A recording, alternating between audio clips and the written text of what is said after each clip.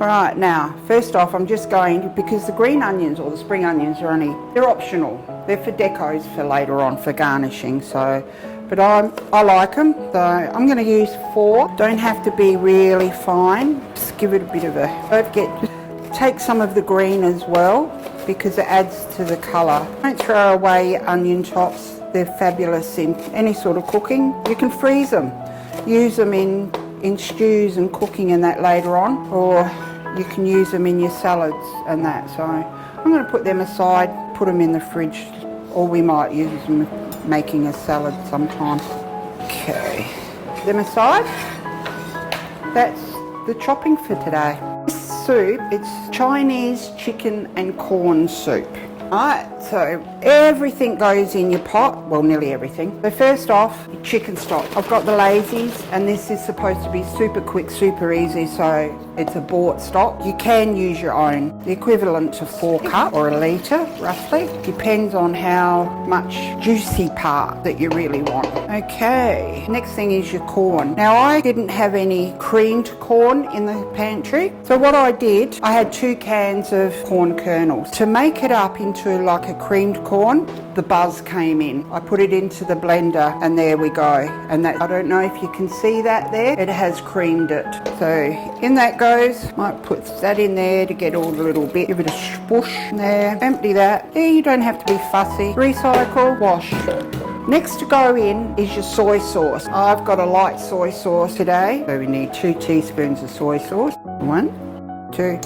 And then next thing is the Chinese cooking wine. That's that one. We have used that before. If you haven't got that, you've got Mirin, which is easy. All these things you can get from your supermarket. Or if you've got dry sherry in your wine cupboard or your plonk cupboard. So here we go. We want 2 tablespoons of the Chinese cooking wine. That is actually the Mirin that I was talking about. So you could use that or the Chinese cooking wine or dry sherry, whatever you've got at home. Now in the recipe it's got 2 teaspoons of ginger, minced or finely chopped, and 2 teaspoons or 2 garlic cloves, minced or finely chopped. I've got the garlic ginger together, very handy, so I'm going to do the 4 of those, so allowing for 2 teaspoons of the ginger and the 2 cloves of garlic. Also, with our corn flour, we need to mix that with just a bit of water. There's about a tablespoon of water or so in there.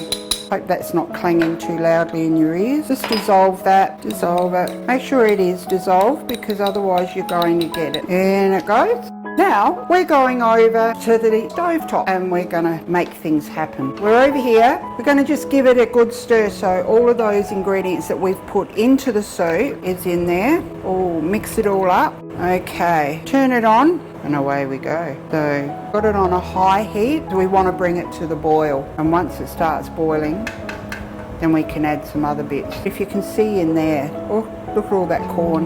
Beautiful. All right. This part, we're just going to do our gook, beat it up, ready to go into the soup. How's that? If I didn't want it to break, it would have. Okay, so a really good beat up.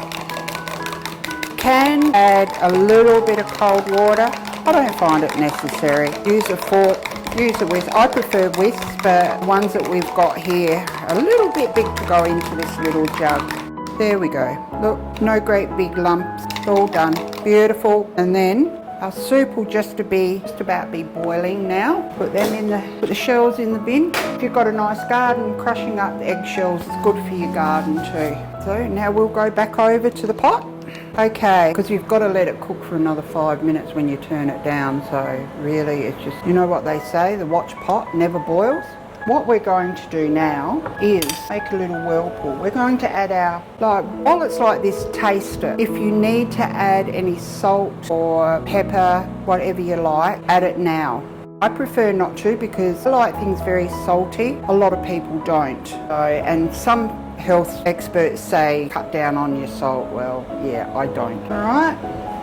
So what we're going to do, I'm actually turn this down a fraction and see how it's still bubbling and boobling away. And we're going to get movement happening. And then we're going to pour, little trick, you can use chopsticks, but Get that coming around. Get it moving fast, and then gradually, I don't know if you can see that, but you can see the ribbons of the egg forming in the soup.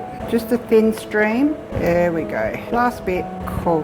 Alright. This also, the egg also helps to thicken it a bit. There's 2 eggs in there. You can put 3 if you really like egg, if you're an egg fiend. Just let that cook for a couple of minutes. Okay, so now, I know it hasn't been a couple of minutes, but like I keep on telling you, I'm impatient. And this is a very forgiving soup. We're going to put the chicken in. There's 2 types. We should call this chicken and corn soup.